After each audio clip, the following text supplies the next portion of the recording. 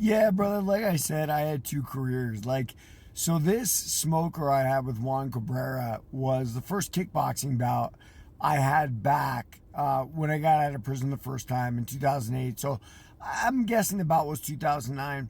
And the main difference in the bout was Juan was very strong, very young, very tough, all of those things, but he didn't have the experience, right? The same thing that happened to me in my first kickboxing career, 98 through 2000, right? Happened to Juan, right? And like I've always said, like, guys, the fight game, whether you want to admit this to yourself or not, is really all just a bunch of setups. I mean, if you look at Mike Tyson's first 18 fights, they were against guys that had absolutely no prayer. Why did they have no prayer? Well, they all had regular jobs. There's no way they could train as much as Mike trained. They were journeymen at best. But the bottom line is they're set up so Mike looks devastating and there becomes a media craze around him. And that's exactly what happened. By the way, obviously Mike Tyson is very talented, right? I'm not taking anything away from Mike Tyson. I'm just saying that the fight game is a lot of show. It's a lot of pizzazz, right? They want to promote someone and put him in the best light possible and people start following him, and that's just the way it is. I mean, this career of Julio Cesar Chavez Jr. is a classic, right? They kept that guy undefeated, right? And then he almost won the lineal title when he had no talent practically, but it didn't matter. He had a name, he was a good-looking kid, and there you go. And that's how most of fighting is.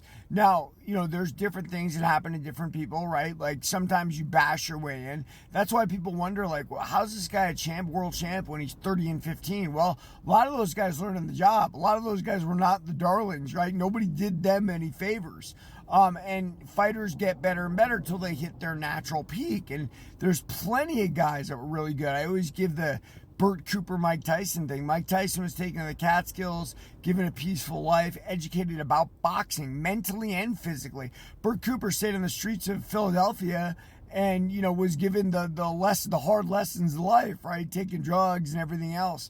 Look, man, as far as like fighting goes, I know that in the gym, I've sparred with some of the best, and I was not overly impressed with any of them, right? Fighting is a moment-to-moment thing. It's one of the reasons it's so managed, because the reality is if you really, really know what you're doing, you're really experienced and you're really ready, anybody can beat anybody. So that's why they have to manage it, right? To keep control of it, to keep control of the money and everything else. Now, Dana White's advantage is he doesn't care who wins or loses, right? He's the one making the money no matter what. In boxing, it was a little different, so it became a little bit more corrupt.